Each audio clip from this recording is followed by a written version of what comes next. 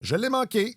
Ils ont décollé. Je l'ai manqué. Oh non! Je l'avais pas vu venir aussi. C'est comme le matin à la radio que j'ai entendu parler. C'est comme les Canadiens et les Sabres, tu les as pas. C'est ouais, comme un certain... comme une gang, apparemment, à Toronto. À Toronto, ils ont pas vu venir. Toi, t'as pas vu venir Artemis? Non. Et là, donc, il y avait... C'est ça que ça s'est passé mercredi. Là, je l'ai découvert. Puis j'ai fait comme, c'est bien le fun. Puis je me suis dit, je vais regarder ça. Puis finalement, j'ai oublié. Puis quand j'ai allumé la télé, elle était déjà partie. Mais est-ce que parce que j'ai entendu David Saint-Jacques à la radio en parler avec une belle éloquence, puis il disait, c'est des moments spéciaux, puis on n'est pas dans une période, on est dans une période où on se regarde beaucoup les uns les autres. Il dit, c'est une belle, parlant de l'humanité. Là, c'est rassembleur. C'est un beau moment, c'est ça, pour que tout le monde regarde dans la même direction. Puis là, bon, c'est ça, moi, je regardais pas, là, j'ai oublié. Mais... Est-ce que ça fait... J'ai trouvé ça beau, ça m'a parlé. Est-ce que, je sais pas, vous... D'abord, le saviez-vous que c'était... Avez-vous été surpris mercredi quand c'est...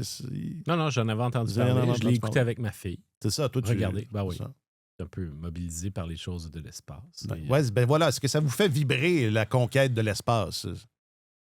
Avez-vous lu Tintin, Objectif Lune, est-ce que c'était important pour vous autres? Ouais? Non, moi, je m'intéresse à ça. Je lis beaucoup là-dessus. Puis il me semble qu'on a accès... depuis les 10 dernières années à des tonnes d'informations par rapport à ce qu'on avait auparavant. Il y a constamment des nouvelles images qui nous proviennent de Mars, des nouvelles galaxies qui sont trouvées, tout ça. Puis c'est quand même...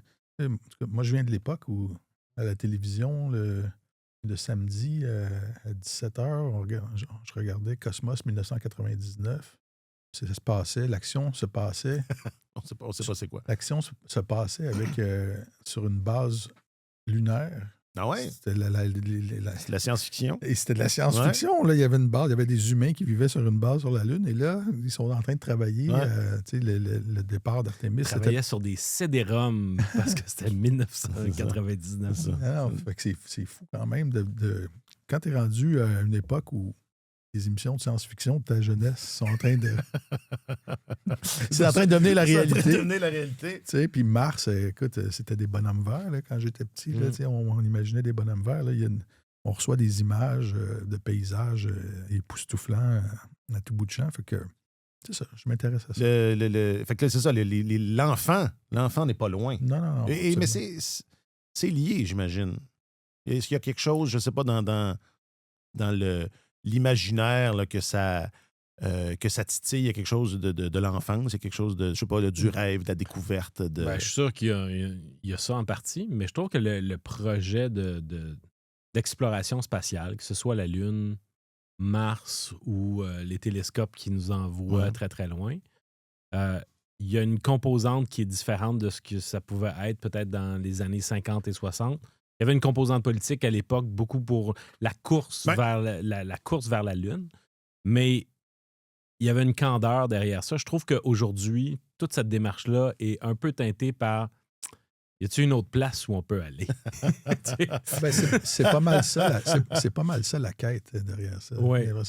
Mais là, ça nous prend un plan B. Écoute, je n'étais pas là à l'époque pour pouvoir jauger du niveau d'urgence.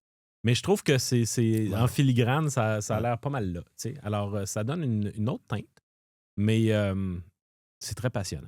Je trouve que c'est... Je pensais que tu allais dire, y a-tu moyen... Est-ce qu'on peut faire de l'argent avec ça? Y a-tu moyen de faire de l'argent avec ça? Il y a du monde qui va en trouver. Il y a du monde qui va en trouver une façon de le faire. Je nous écoute, là, puis c'est bon. On continue comme ça. Mais non, je nous écoute, mais ça... Tu sais, dans le fond, c'est quoi le premier homme sur la Lune en 69? Oui. C'est ça? Oui. On n'a pas progressé. On n'a pas progressé beaucoup quand tu y penses. Là, il y a comme eu un long moment où est-ce qu'il ne s'est pas passé grand-chose. On serait en droit de s'attendre là, à avoir marché sur Mars, là, ou je sais pas. Ils ne sont jamais retournés sur la Lune, c'est ce que j'ai entendu. Mais là, sur Mars, c'est quoi? C'est comme 44 millions de kilomètres ou 55 millions de kilomètres. C'est assez loin. Ben là... Mais ça, sur la Lune, ils ont été jusqu'en 1972, si ma mémoire est bonne. Oui, ils sont une douzaine à être allés sur la Lune. C'est ça. Jusqu'à un moment donné, ils s'est arrêté de défrayer la manchette. C'est ça, les gens s'habituent, c'est un thème que j'utilise au balado, les gens s'habituent rapidement à l'extraordinaire. À un moment donné, 3 ans, quelques missions plus tard, 3 ans plus tard, dis bon, OK, ils sont allés sur la Lune. 60 passes pour un défenseur. OK, c'est correct. T'as-tu l'utilisé pas mal à l'époque concernant Carey Price? Ça? Parce que s'il y en a un, on s'habitue à l'extraordinaire. Oui. Ah oui, on s'est habitué. Vite. Puis à un moment donné, ça a été pas assez. Les gens tenaient ça pour acquis. C'est ça. Ouais. Bon, ben bonne chance. Bonne chance. Puis je vous le souhaite, là. Je vous souhaite un voyage spatial là, bientôt, là. Bientôt. Moi, j'irai pas, c'est ça. Moi, je pense que je suis un peu... je connecte peut-être un peu moins parce que je pense que je suis claustrophobe. C'est ça, Puis moi, c'est ça que ça m'inspire beaucoup, l'espace. Moi, j'aime pas savoir les espaces restreints, le manque d'oxygène, c'est moins mon truc. Ça offre toutes sortes de débouchés aussi, devenir astronaute. Oui. Tu peux devenir député, tu peux devenir gouverneur général, ministre. C'est ça, ça ouvre des portes. Ça ouvre des portes. Tant que tu l'ouvres au bon moment et que tu es habillé correctement. Oui, c'est ça. Mets ton casque avant de sortir. OK, aujourd'hui, 50 nuances de Cole. Comment dit-on Stanley Cup en français? Et les sénateurs sont en dedans. C'est tellement hockey, épisode 498.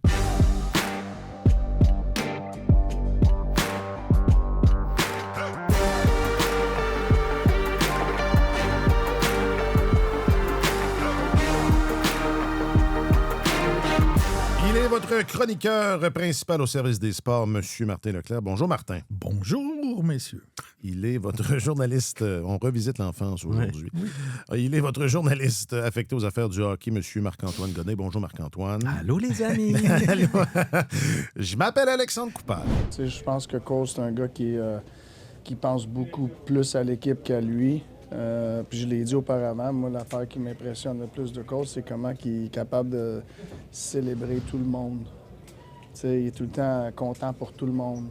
Puis je pense qu'il amène cette attitude-là à tous les jours. Puis je suis content qu'il se fait récompenser avec ses buts et tout, mais ça part loin de juste mettre la puck dans le net. Mais quand même, c'est beaucoup de puck dans le net. Je regardais le match hier et je me disais, Cole... il est bon. Non, mais... La fine analyse. Il est bon. Il est bon. Non, mais demi-off.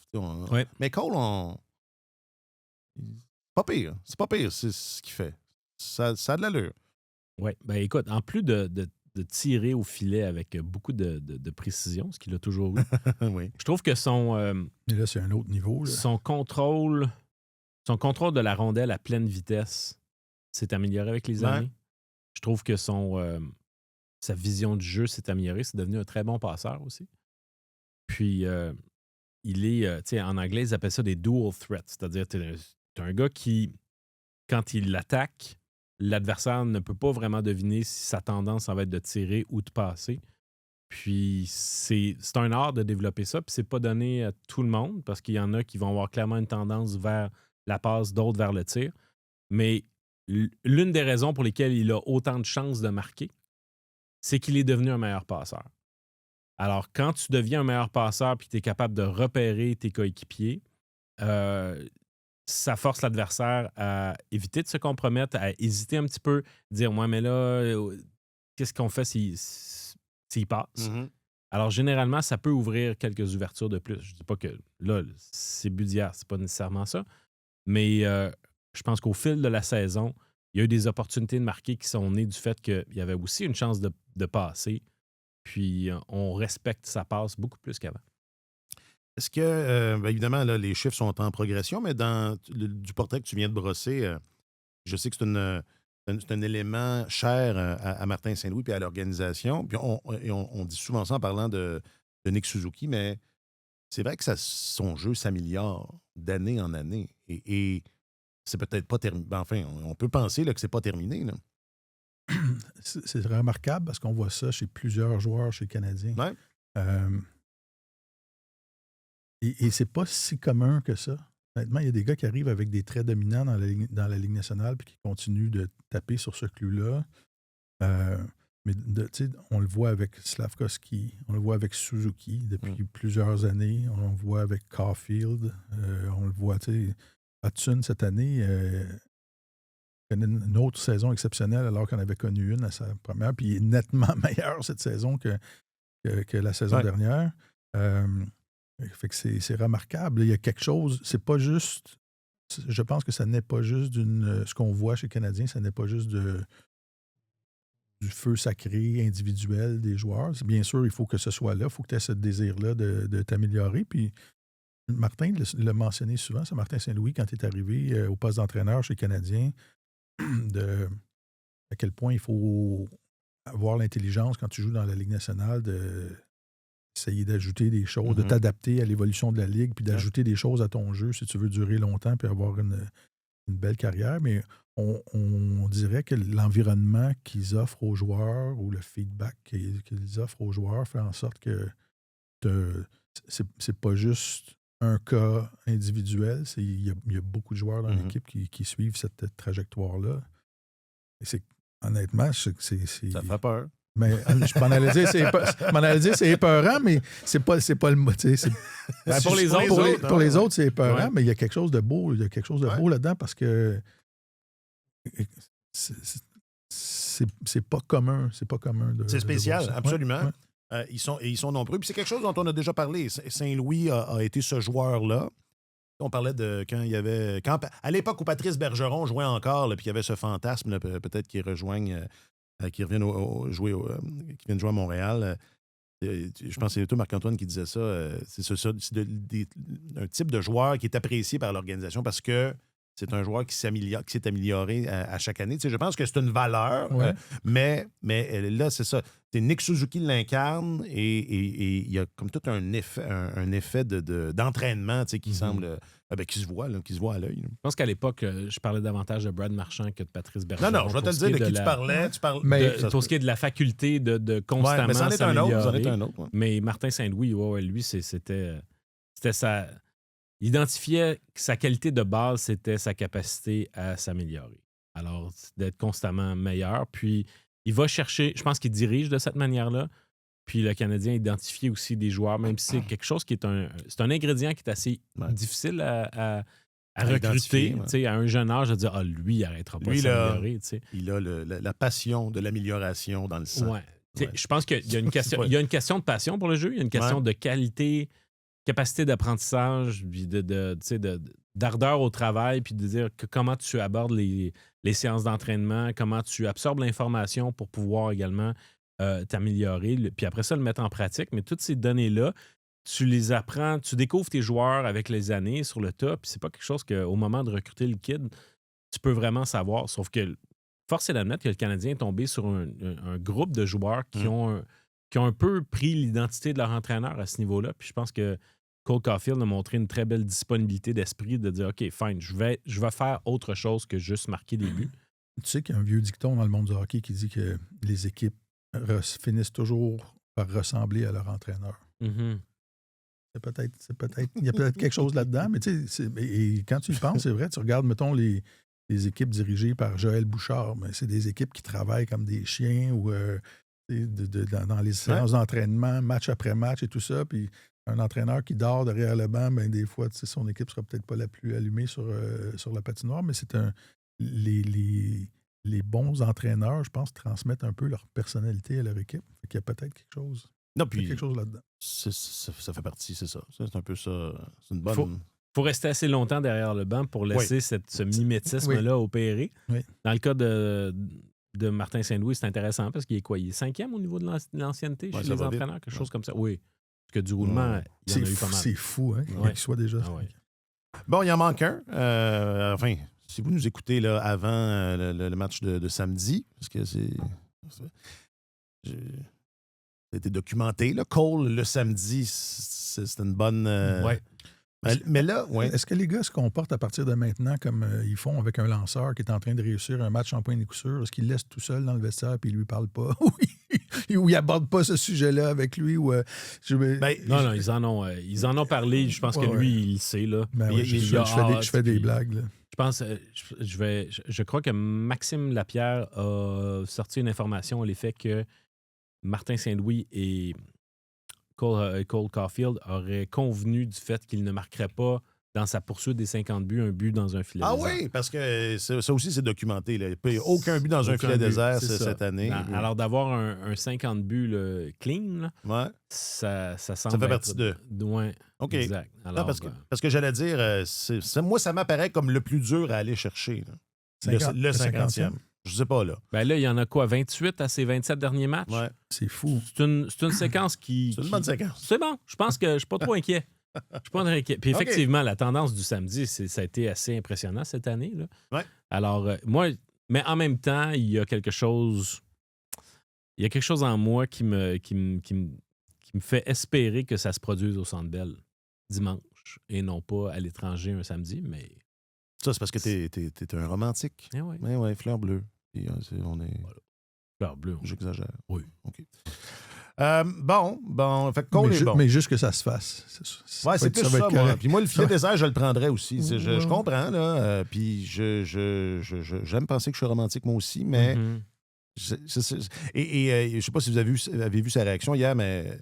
Il y a quelqu'un qui lui a demandé ce que tu y penses. Puis là, il a dit non, pas vraiment. Puis après ça, il a éclaté de rire. Puis il a dit ben oui, je pense. C'était sincère, hein?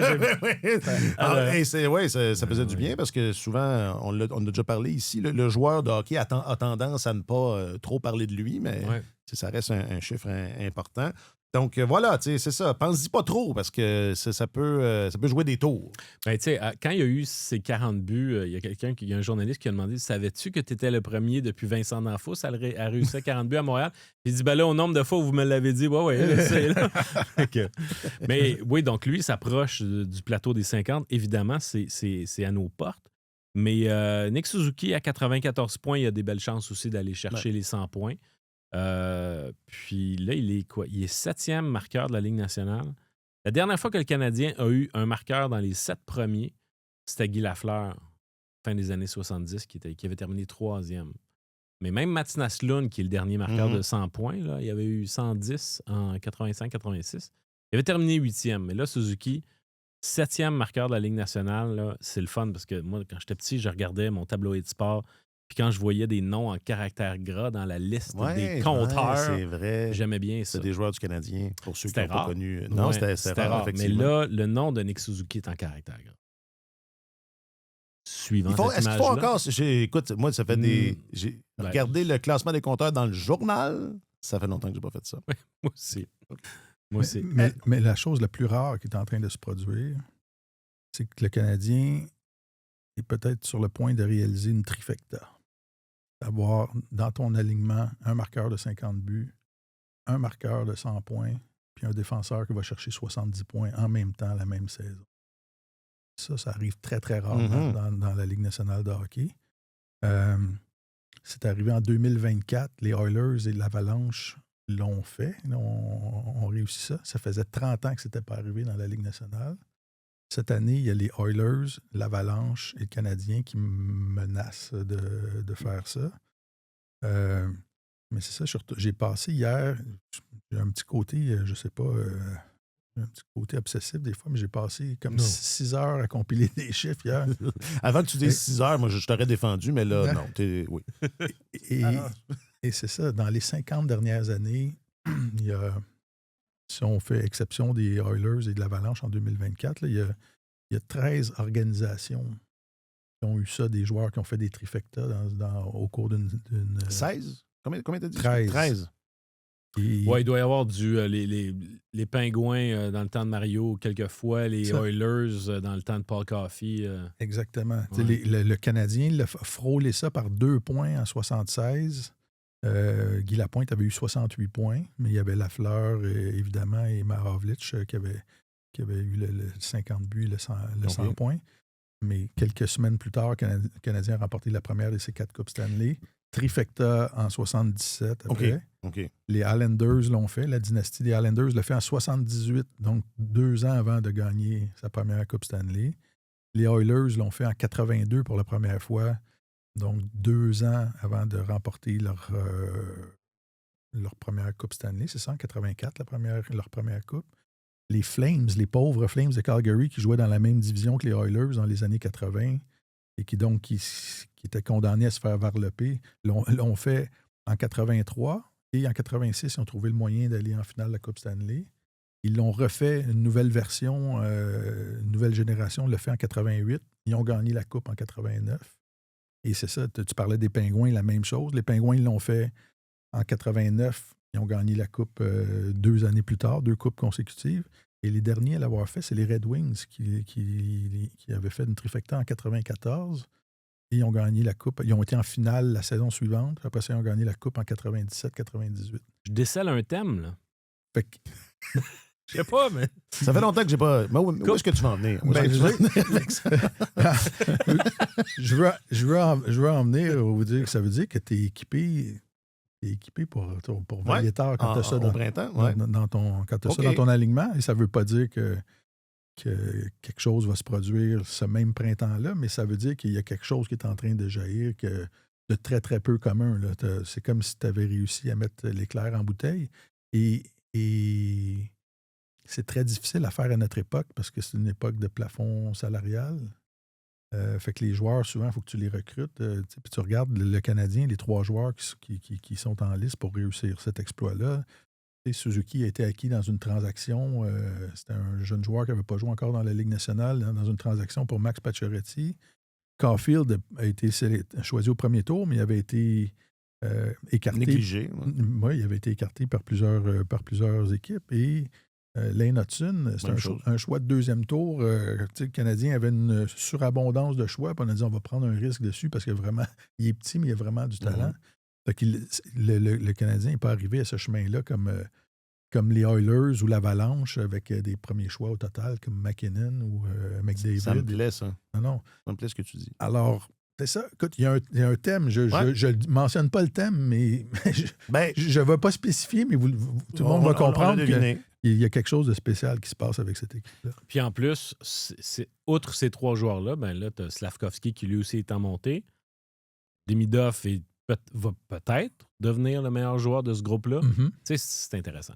Ça commence à faire, Puis Michael Hage qui fait l'envie du président à Toronto, fait que lui, alors ça, c'en est un autre.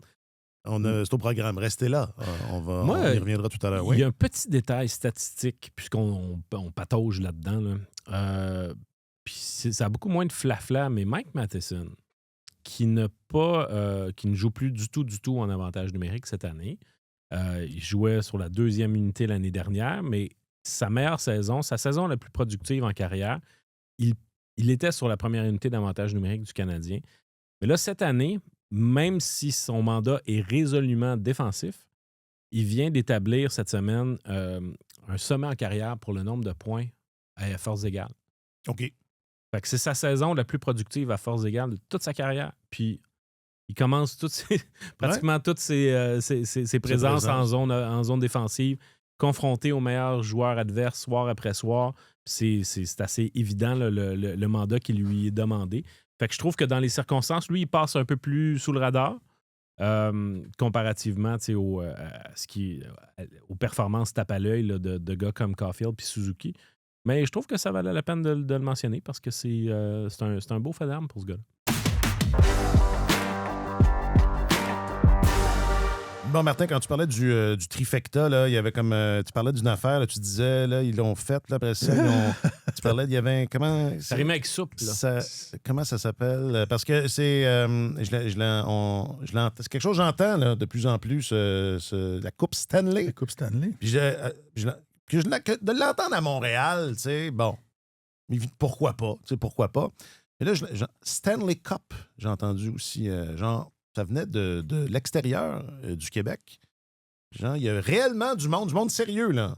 Qui pense que la Coupe... Qui se demande si... non, mais qui affirme. Ils se commencent par se demander, puis ensuite, ils affirment que le Canadien, cette année, peut... ils disent contender, là-bas. Contender? Les aspirants. Merci.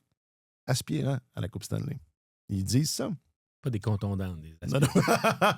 Comment? Non. Ananas. Comment tu dis? Ananas. Oui, bien, je pense que...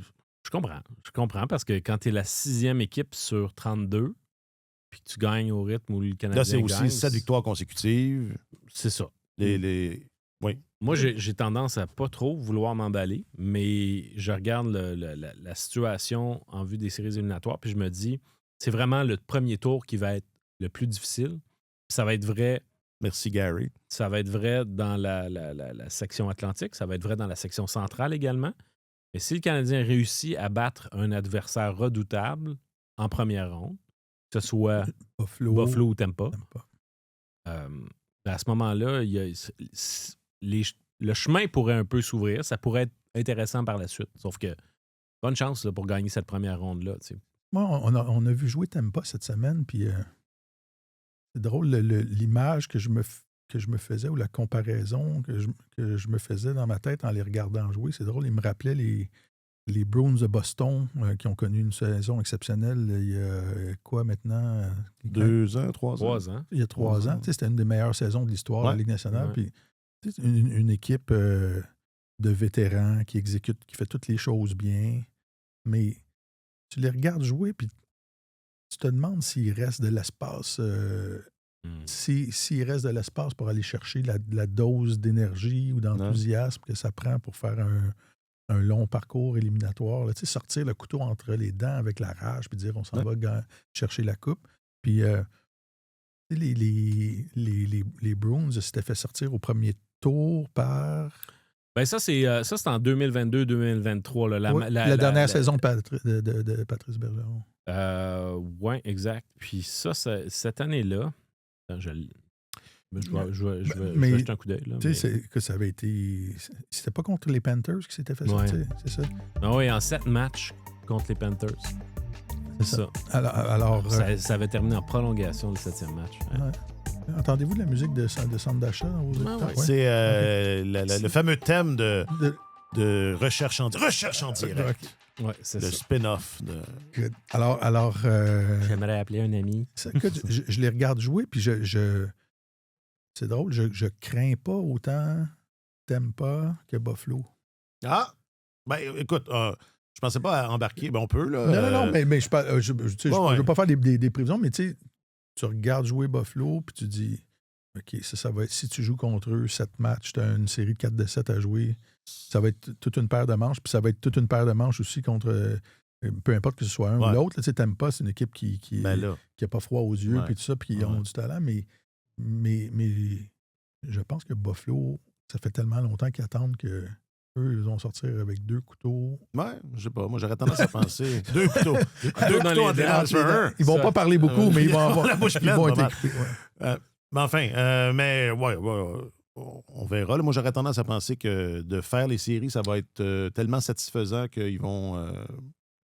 Il y a un risque pour une équipe qui n'a pas d'expérience en série de se présenter là. Tu sais, les Tage Thompson, Rasmus Dahlin. Ils savent pas quoi faire. Ils vont dire qu'on est jamais joué en série. On est où? C'est quoi ça? Ils savent pas. Enfin, on aura l'occasion de revisiter ça. Ouais. Mais tu parlais du Lightning qui est peut-être pas débordant d'enthousiasme. C'est vrai que ça, c'était apparent. Mais tu nous parlais la semaine passée de momentum. On parlait des Blue Jackets qui l'ont perdu, d'ailleurs. Mais le Canadien, là. Oui. Dans cette frénésie-là, même à l'extérieur de Montréal, les gens commencent à parler du gros trophée. Ça va être ça. Pourquoi tu dis même à l'extérieur? Pourquoi eux seraient mieux qualifiés, eux qui sont à l'extérieur? C'est vraiment pas une question de qualification, mais c'est parce qu'ici, mais je parle pas ici, là, autour de la table, car nous sommes des gens très raisonnables. Tu parles de l'extérieur. C'est normal à Montréal de capoter. C'est normal de capoter. Là. Alors, quand ça commence à capoter à l'extérieur, c'est plus ça qui... OK. Oui, parce qu'on a tendance à avoir le nez collé sur l'arbre. Puis là, quand on est constamment sur notre sujet, des fois, c'est ça, on est plus susceptible de s'emballer. Tandis que généralement, à l'extérieur, tu as des regards un peu plus objectifs du monde qui se concentre sur d'autres équipes puis qui finalement vont dire à un moment donné, oh, mais là, attention. Là. Ouais. Non, mais Moi, j'ai un peu l'approche contraire. Écoute, j'ai rencontré un collègue la semaine passée. J'étais en train de commander mon café en bas, puis il me reprochait d'être un peu rabat-joie quand on parle du Canadien. Puis c'est drôle parce que je suis pas du tout... Moi, je prends plus la posture quand on analyse l'équipe de l'entraîneur inquiet qui essaie toujours de dire qu'est-ce qui pourrait mal aller ou qu'est-ce qu'on pourrait améliorer pour que ce soit vraiment étanche puis full metal jacket. Mais C'est ça. Moi, je pense qu'on a plus cette posture-là ici. Ben absolument. Que dire. Non, mais je parlais. Mon Dieu, on tout à fait. Vers la Coupe Stanley, puis je pense que c'est la bonne approche à avoir. Mais... Bon, c'est qui ce collègue-là? Non, je parlais pas autour de la table. Puis même, j'étendrais ça, là, je parle pas des journalistes qu'on lit dans le journal aussi. Je parle plus là, de l'ambiance. De l'ambiance en ville. Écoute, ça commence à lever tranquillement. Non, puis les émissions, disons-le, les émissions de télé et de radio qui font ça à tous les jours. Là, à un moment donné, là, aussi, il faut meubler. Là. Et c'est normal, c'est pas du tout une critique. Là. Mais c'est juste que c'est ça, c'est normal. Le Canadien gagne 7 matchs de suite. Ils sont qualifiés pour les séries. C'est normal de se demander s'ils peuvent gagner la Coupe Stanley dans ce genre d'émission-là. Ouais. Ici, à Toronto, c'est plus rare. C'est plus un marqueur potentiel de 50 buts, un marqueur potentiel de 100 points. Faut pas s'habituer facilement à l'extraordinaire. C'est un peu comme marcher. C'est exactement la même affaire que marcher sur la juste de ça. Bon, quoi d'autre qui va bien? Les gardiens, Slavkovski, quoi d'autre? Qu'est-ce qui va? Tout va bien. Tout va bien. Oui. Ben, écoute, dans cette séquence-là de 7 victoires, ce que je remarque, c'est que c'est des victoires qui ont été acquises de façon différente. C'est-à-dire que tu as eu il y a eu des matchs où tu as battu un opposant de fort calibre, puis tu l'as battu en bonne et due forme. Il y a des matchs que le Canadien n'avait pas le dessus du pavé, puis il a trouvé une façon de gagner contre un adversaire qui l'avait malmené. Ouais. C'est ça. Ouais. Ils ont identifié une équipe qui était vulnérable, puis ils ont passé sur le corps. Là, je parle des Prédateurs de Nashville. Puis là, hier soir, c'était un autre genre de victoire où c'est comme s'ils se sont fait un petit peu tirer vers le bas par les Rangers, puis ils auraient voulu répéter l'approche qu'ils ont prise face aux Prédateurs, puis ils ne sont pas tout à fait parvenus, mais ils ont trouvé le moyen de gagner. Mais c'est pas comme s'il y avait une seule formule qui a comme été appliquée, puis tu te dis, ben là, on va apprendre pendant que ça passe. Mm-hmm. Je trouve qu'il y a une certaine adaptabilité. Puis dans tout ça, c'est pas de la chance non plus. Tu t'attends pas le moment où tu dis, ben là, c'est sur le point de casser, puis quand ça va casser pour vrai. T'sais. C'est sûr qu'on aimerait ça que le Canadien domine ses adversaires à tous les matchs, puis bon, ça serait donc le fun, mais c'est pas de même que ça marche dans la Ligue nationale de hockey. Puis je trouve que dans les circonstances, j'aime la façon dont ils parviennent à leur fin, même si, quand tu parles d'un marqueur de 50 buts, un marqueur de 100 points, ça revient souvent au même... La responsabilité échoue souvent aux mêmes individus. Puis ça, c'est peut-être, quand on parle de choses qu'on souhaiterait voir améliorer, je pense que ça demeure un peu le petit bout qui pendouille, là, le fait que le deuxième trio n'est pas à même de s'illustrer puis de venir soutenir le travail de Suzuki autant qu'on le voudrait. Là. Tu parlais tantôt des chiffres à 5 contre 5 de Matheson. Ça, c'est un truc que je trouve rassurant aussi à l'approche des séries. Là, tu regardes... Caulfield a marqué, j'avais dans mes notes 17 buts dans les 17 matchs depuis le retour de la pause olympique. Là, mais c'est quoi, c'est 28 en 27? Ouais. Mais tu sais, dans les 17 matchs depuis la pause, il y a 14 buts. Sur ces 17 buts, il y en a 14 à 5 contre 5, là, marqués à 5 contre 5. Je regarde Nick Suzuki qui est à plus 36. Ça fait longtemps. Là, ça fait 10-11 ans qu'on n'a pas vu un joueur avoir un bilan défensif aussi solide que ça. Puis celui de Caulfield aussi est très bon. Puis ces gars-là, il y a 2 ans, n'avaient jamais terminé une saison dans le positif. Là, ils jouent contre les meilleurs trios, maintiennent des cadences offensives parmi les meilleurs de la Ligue nationale, puis ils sont au plafond là, en termes de bilan, de domination. Fait que ça, le jeu en séries éliminatoires se passe plus à 5 contre 5. Là, tout le monde le sait. Les sifflets se retrouvent dans les poches des officiels, puis ça prend quasiment une tentative d'assaut ou un assaut carrément pour qu'il y ait une pénalité. Pour avoir une pénalité. Fait que ça, c'est l'équipe, je pense, de façon générale, à cause de ce trait-là ou cette plus grande solidité-là à 5 contre 5, va probablement être mieux équipé que l'année passée pour jouer en série.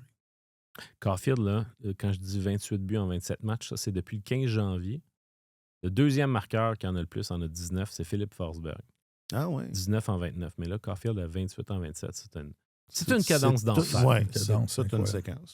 Domanda del pubblico che accende il ritmo delle parole. Lanciate, votiamo una risposta che nasce da lì, del ghiaccio fino al microfono. E la domanda del pubblico fa battere il cuore del ballato. Vostra voce arriva a noi. Voce arriva a noi. La domanda del pubblico. Domanda del pubblico. Hey! Souvenir! Souvenir. Est-ce qu'on l'a entendu? Hein? Hey, quelques fois, mais pas, pas si souvent. Ben, tous les jours. Non? Oui. Non, ça a changé un petit peu. Ouais, là. les chansons ont changé. Ben oui. Est-ce que j'étais là, moi? Non, j'étais là. Pas tout à fait. Pas tout le temps. Non. Alors, c'est évidemment le thème milanais de la question du public, qui est une question au public, mais c'est pas grave. Non. Et on vous demandait via les réseaux sociaux de Radio-Canada Sport et du TikTok officiel, quoique j'ai pas les réponses de TikTok. Donc, les réseaux sociaux de Radio-Canada, qui a été le joueur le plus utile aux Canadiens cette saison, parce que dans, 10 jours, la saison est terminée, puis on va être occupé à se demander est-ce que c'est mieux Buffalo ou Tampa Bay ou des affaires de même. Comment on peut déterminer ça là? La saison n'est pas terminée. La saison n'est pas terminée. Et tu seras content, il y a des réponses, Martin, tu vas voir, qui prennent tout en cause. Oui, je vais y arriver. Alors, Danny, sur Facebook, dit Suzuki, un passeur hors pair. La majorité des buts à Caulfield sont par des passes de Suzuki. Pierre-Emmanuel, toujours sur le book Slav, un peu sous-estimé, mais c'est quand même lui qui a donné des ailes au deuxième trio. Steph, toujours sur le book Hudson, il apporte une dimension offensive qui permet aux attaquants de produire davantage. Patrick, c'est ça, Patrick. On gagne et on perd en équipe. OK? C'est pas le conducteur qui dirige les joueurs, c'est les joueurs de bien vouloir adhérer au système. OK, Patrick. Denis file l'aveuglette, même si quand il jouait pas, les gars, ils faisaient des passes. C'est très bon. Sur le gram, Monique Suzuki, s'il faut en choisir un seul, mais sincèrement, toute la première ligne à l'attaque. Michel, constat pratiquement beige. Nick Suzuki qui revient beaucoup. Et Alexandre Carrier, je pense pas que... Non, c'est pas le défenseur du Canadien, mais ça aurait été cute parce que toujours sur le gram, Alexandre qui dit Mike Matheson, qui a été sur la glace pendant 40% de toute la saison avec un différentiel de plus 13. Et comme tu nous le disais tout à l'heure, Marc-Antoine connaît sa meilleure saison offensive à 5 contre 5 cette année. Bien, je ne serais pas surpris que Mike Matheson soit récompensé d'une manière ou d'une autre, pas en tant que joueur par excellence du Canadien, mais vous savez, il y a le Jacques Beauchamp. Le Jacques Beauchamp, le héros obscur. Oui, je pense il pourrait y avoir quelque chose là. Parce que c'est le genre de saison où tu dis, s'il n'était pas là, ça ferait une énorme différence, mais en même temps, il n'y a pas eu le genre de saison où qui va être très, très auréolé. Et non pas olé, mais ça ne sera pas salué tant que ça. Alors, c'est exactement pour ce genre de campagne-là que mes collègues et moi... Oui, c'est ça. Moi, je n'ai pas voté pour Matheson. Je ne le place pas dans cette catégorie-là. Moi, si tu fais partie des joueurs les plus utilisés de l'équipe ou des joueurs les mieux payés de l'équipe, pour moi, tu es disqualifié avant même que la feuille pour voter pour le trophée Jacques Beauchamp. Mais tu sais, tout le monde a son... Ça grille. Tout le monde a sa grille. C'est ça. Moi, je regarde des gars qui jouent sur les 3e, 4e trios, qui ont... C'est ça. Essayez de deviner le joueur pour qui Martin a voté, puis écrivez-nous. Écrivez-nous. Mais tu sais, comme par exemple, j'avais Dobèche. Dobèche a commencé la saison comme 2e gardien, puis il a sauvé les fesses un peu tout le monde. Pour moi, il rentrait dans cette catégorie-là, mais Matheson, écoute... C'est quand même un héros obscur, malgré le fait que c'est un haut salarié. Il ne terminait pas les matchs en étant dans les 3 étoiles de la rencontre et tout ça. Donc, ça se qualifie aussi. Parce que la définition, c'est quoi? C'est quelqu'un qui s'est illustré sans retirer d'honneur particulier. Bon. C'est ça. Fait que, tu pars avec cette consigne-là, puis tu développes. Ouais. Et nommez-moi-en des émissions où est-ce qu'on vous donne en primeur nos choix pour le Jacques Beauchamp. Début avril. Hein? Il n'y en a pas beaucoup. Bon, et il parle beaucoup du Canadien en Ontario. On va parler des équipes d'Ontario, de Montréal. Hein? Ça se joue à 2. Ça marche des 2 bords. On commence par Keith Pelley ou les sénateurs qui, malgré le fait que comment dire, ils sont jamais à court d'une... pas de controverse, là, mais... Commençons par les Maple Leafs, c'est plus rigolo. Avez-vous été... Écoute, moi, j'ai pas lu la presse torontoise en entier. Bon, surprenez-vous pas, j'ai pas lu la presse torontoise en entier, mais j'ai cru comprendre que ça avait été mal reçu. Oui. La conférence de presse de Keith Kelly, que j'ai regardé presque au complet. Je sais pas, peut-être que je partais avec un préjugé favorable. Évidemment, j'ai trouvé ça bizarre qu'il parle de Michael A.G. Oui. Qui ça? Ouais, c'est ça. Je pensais qu'on disait en tout cas. Mais pour le reste, je sais pas, j'ai pas trouvé ça. Les gens parlent de catastrophe. Là. Est-ce que c'est une catastrophe? Ai-je manqué, après avoir raté le décollage d'Artemis, ai-je raté la catastrophe? Ben, je pense que si tu décides de t'enfarger dans les fleurs du tapis puis de retenir les mots qui ont été prononcés, c'est sûr que lui, quand il parle du fait que il n'avait pas vu venir le train des sénateurs, des Sabres de Buffalo et du Canadien. Je ne sais pas s'il parlait lui personnellement ou l'organisation en tant que telle. Lui perché dans son bureau. Dans sa tour d'ivoire de marbre. Corpo. Oui. Qui n'a pas vu venir le Canadien, regarde, on s'en fout. On s'en fout un peu. Si son directeur général n'a pas vu venir une équipe qui était en série l'année dernière, puis qui est bien nantie. Qui est pas loin du trifecta. Si Brett Treliving n'avait pas vu venir le Canadien, ben, c'est une bonne affaire qu'il n'ait plus sa job aujourd'hui. Mais je pense que ça, quand on parle de catastrophe, je pense qu'il y a bien du monde qui ont accroché là-dessus.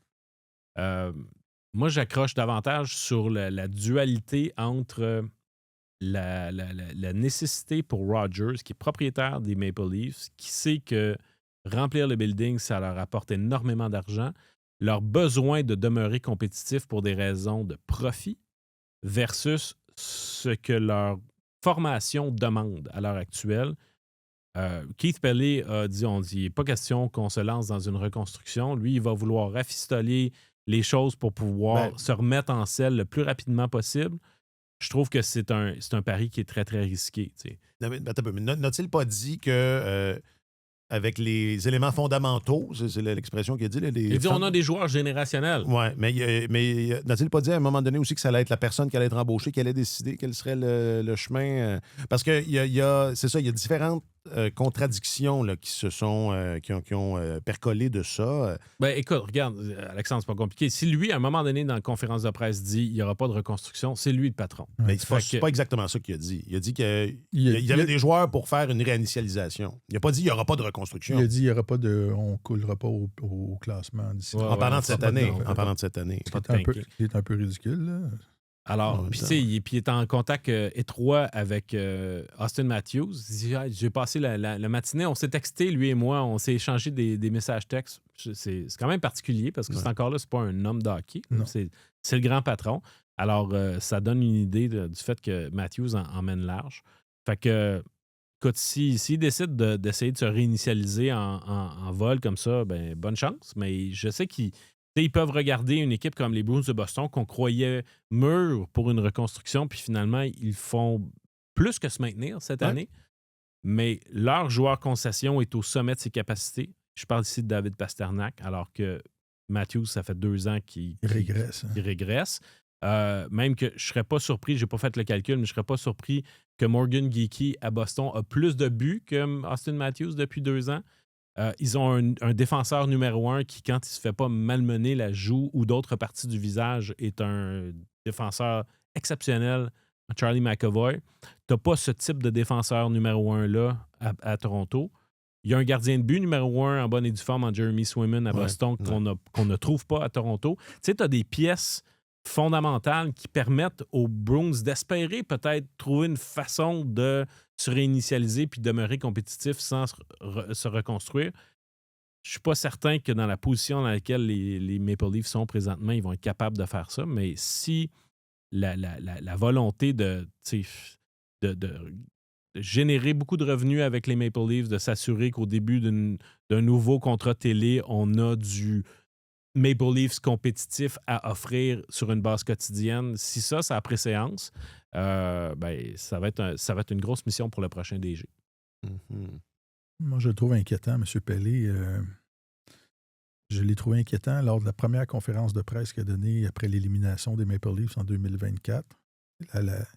C'était son entrée en scène. C'est ça, il avait été nommé en janvier, si ma mémoire est bonne, mais là, c'était la première fois qu'il était assis pour commenter ce qui se passait chez les Maple Leafs. Puis, tu sais, à Toronto, Toronto a connu, depuis le milieu des années 2010, les 10 meilleures années de son histoire. Les Maple Leafs. En saison régulière, c'est des succès jamais vus pour cette organisation-là. Ça ne s'est pas passé comme ils voulaient en séries éliminatoires. Un peu comme les Capitals de Washington ont vécu ça année après année, longtemps. Là, puis, ils n'ont pas mis le feu dans la cabane nécessairement. Ils ont essayé de bâtir sur ce qu'ils avaient.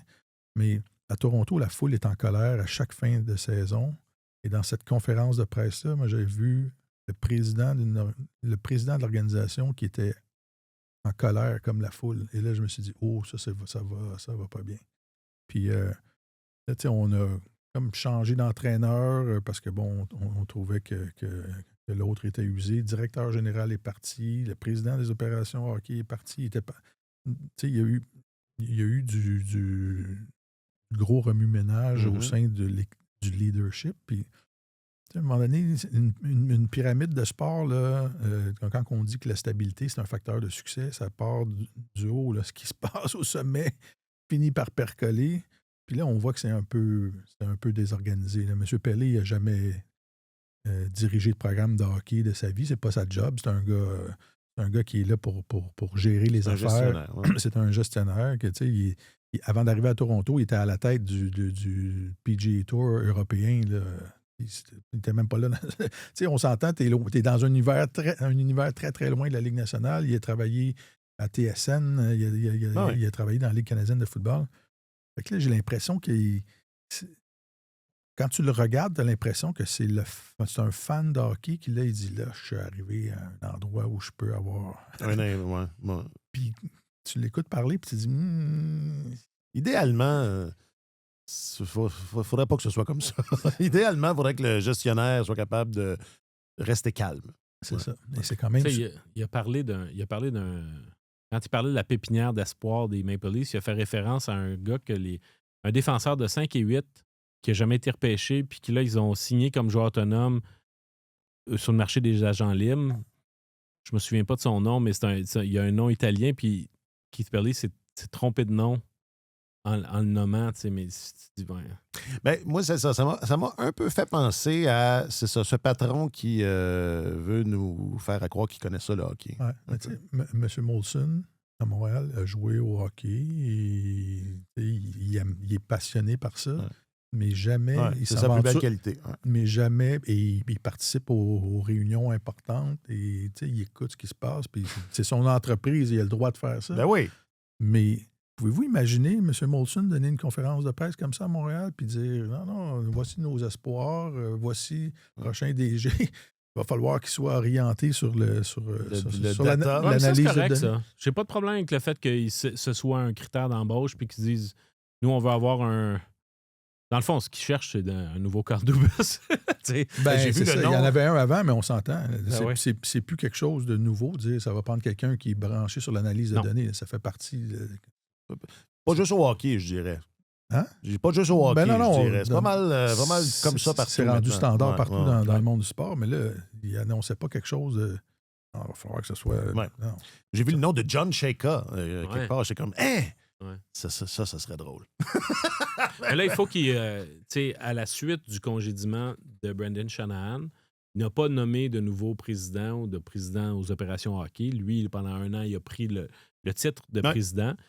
Mais je pense je ne serais pas surpris que les Maple Leafs arrivent à la même conclusion que Jeff Molson est arrivé, c'est-à-dire que c'est une job pour 2 personnes maintenant, puis peu importe est-ce que c'est un président ou un président des opérations hockey, d'avoir une façon où tu peux à la fois aller chercher quelqu'un qui est extrêmement orienté vers les statistiques avancées, les données, comme par exemple Eric Tulsky peut l'être avec les Hurricanes de la Caroline, mais si tu veux aller vraiment dans ce niveau de comment je pourrais dire, de connaissances scientifiques, tu as des chances que ce ne soit pas quelqu'un qui a de l'expérience comme directeur général. Et à ce moment-là, épauler cette personne-là au-dessus de lui de quelqu'un qui a plus de bagages, qui peut agir comme président des opérations hockey, ben ça peut être intéressant. T'sais. Alors, c'est pour ça que je serais vraiment pas surpris qu'on vienne à un système à 2 têtes, puis avoir, c'est ça, une espèce d'éminence grise comme président des opérations hockey. J'ai entendu, parmi les nombreux noms, j'ai entendu celui de Mike Gillis, qui a déjà été à la tête des Canucks de Vancouver. Puis pour lui avoir déjà parlé dans une longue conversation téléphonique, là, c'est un gars qui a énormément... Moi, il m'avait impressionné. C'est un gars qui est extrêmement intelligent, très posé.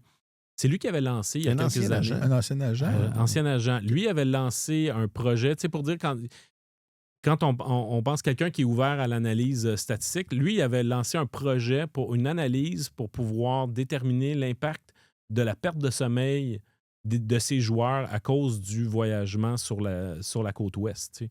Et puis comment, finalement, on pouvait optimiser les déplacements puis l'horaire des joueurs pour s'assurer qu'ils récupèrent suffisamment. Tu sais, c'est proactif, c'est intéressant. Ouais. Alors, après ça, si tu vas chercher un tronche, comme directeur général. Mais faut qu'il y ait des lunettes. S'il n'y a pas de lunettes, on n'embauche pas. Faut qu'il y ait les cheveux bizarres, puis des lunettes. Un bouton ou deux ne nuirait pas. Mais M. Pellé, c'est ça. Moi, je lui conseille de prendre un président, de se garder un coussin entre lui et les opérations de l'équipe, parce que s'il garde les mains sur le volant comme ça, et qu'il est le lien direct au-dessus du directeur général, et qui multiplie les sorties désastreuses comme ça. Et quand je dis désastreuses, je ne m'attarde pas juste à ce qui est arrivé cette semaine, mais... Là où c'est ça. C'est sorti en général. Ça va finir par lui coûter, son poste. Puis ramenons ça au Canadien 30 secondes. Je pense que le Canadien est mieux équipé maintenant qu'il a 2 personnes, puis justement que Jeff Molson a un coussin entre lui et Kent Hughes. Qu'à l'époque où finalement c'était lui et Marc Bergevin, et puis Marc Bergevin pouvait très bien lui faire avaler n'importe quel couleuvre qu'il voulait, puis Jeff Molson était susceptible de suivre. Tandis que là, je trouve qu'il y a une distance qui est beaucoup plus saine. Ça fait en sorte que ça marche de façon plus organique. Ben oui, tellement que ça fait école. Les gens en parlent partout. Bon, est-ce que les Sénateurs vont faire les séries? On va finir comme ça. C'est un peu... Moi, j'étais surpris de les voir dans le portrait. Surtout que mon feeling, c'était que c'était pas facile. Ullmark, des fois, il est bon, des fois, il y a de la misère. Oui, mais là, regarde, tu dis qu'ils sont dans le portrait des séries, c'est vraiment une photo. C'est une triple égalité. C'est pour ça Ils sont 3 à 88 points. Les Sénateurs, parce qu'ils ont joué... parce qu'ils ont, dans le fond, le bris d'égalité des matchs, des victoires en temps réglementaire, passent devant les Red Wings et les Blue Jackets. Mais c'est une lutte à finir. On peut inclure maintenant, la grosse surprise, c'est que les Flyers de Philadelphie sont de retour dans le portrait. C'est complètement fou. Ça c'est vraiment hallucinant. Alors, tu sais, les Sénateurs, mine de rien, là, ils ont gagné un gros match contre les Sabres de Buffalo, mais ils avaient perdu 3 matchs auparavant. Ça semble être une œuvre commune. C'est pas un seul joueur vraiment qui mène la lancée à l'heure actuelle. Mais je trouve quand même que leur situation est fragile. Les Blue Jackets de Columbus, eux, ont perdu 2 matchs. Depuis qu'ils ont perdu à Montréal, ça vivote un petit peu plus, là. Mais ils sont encore dans le coup. Mais puis Détroit, ben écoute, eux autres aussi sont encore là, mais ils ont survécu à un mois de mars catastrophique. Je pense qu'ils ont eu 5 victoires en 14 matchs au mois de mars. Et malgré tout, c'est ça qui est hallucinant, c'est que tu arrives à un point de la saison où tu as une super bonne séquence, puis tu bouges pas tellement, tu gagnes pas vraiment de terrain. Ouais. Puis en même temps, ça l'an passé. Puis tu glisses, tu perds des matchs, puis finalement, ben, tu perds pas tant de terrain. Fait que finalement, c'est la définition d'un ventre mou. Ah oui. C'est un gros ventre. Oui. Et très mou. Très mou. Ouais. Non, mais puis je te pointais pas... Je l'ai pas. Écoute, avant que tu le mentionnes, j'avais pas du tout pris personnel. Peut-être que je devrais. Mais là, tu commences à le prendre. Je suis en train de me dire. Pourquoi il a dit ça? Non, j'allais dire, il me semble que tout ce que j'entends d'Ottawa, c'est toujours. C'est ça. Ullmark, des fois, il est bon et des fois, il est moins bon. J'arrête pas de voir passer des chats. Où jouera Brady Tkachuk l'an prochain? Comme si. C'est ça, là. Il y a toujours de l'extra-sportif négatif un peu. Qu'est-ce qui est arrivé dans le balado des Tkachuk? Les frères Tkachuk qui ont un balado, je savais pas. Le bonhomme est venu rire d'eux autres, ou c'est pas clair. Il y a beaucoup d'affaires de même. Puis, évidemment. Ce serait bien qu'il y ait une autre équipe canadienne en série. Enfin, tu sais, je suis pas contre l'idée que les Sénateurs fassent les séries. On verra. Comme tu dis, ça serait le fun. C'est une photo aujourd'hui, mais c'est loin d'être... Ça serait le fun parce que n'eût été des ennuis devant le filet. C'est une équipe qui a été... qui mérite d'être en séries éliminatoires cette année, qui a eu le contrôle de plusieurs matchs. Ils n'ont pas tous gagné, mais tu regardes leur différentiel de but, généralement, quand tu es rendu à plus 20 là, à ce stade-ci de l'année, puis tu es confortablement la tête hors de l'eau, tu devrais avoir ta place en séries éliminatoires, mais ils ont eu une belle séquence de Ullmark pendant quelques semaines, mais là, l'autre soir, ça a été extrêmement difficile. Fait que ça demeure un point d'interrogation, je trouve, à leur égard.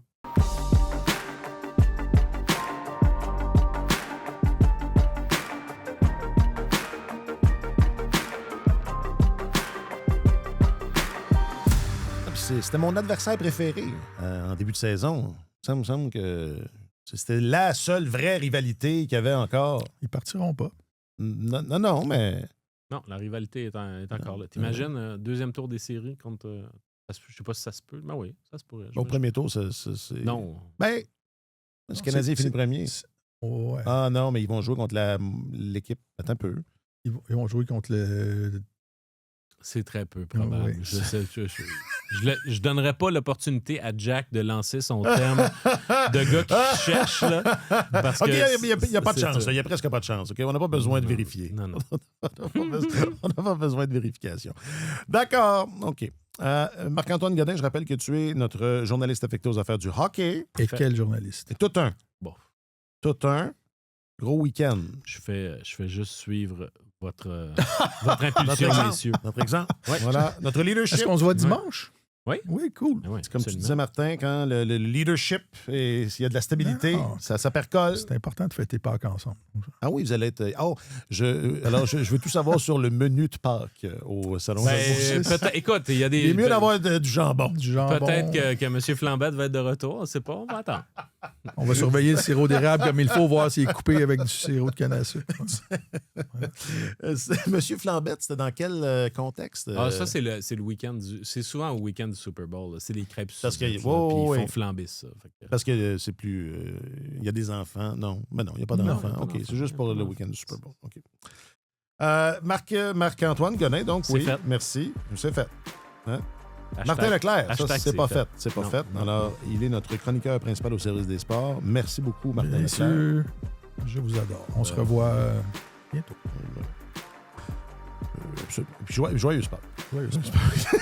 Jacques-Alexis Bernardin est le réalisateur de Tellement Hockey. Merci Jacques-Alexis. Joyeuse Pâques à tous et à toutes.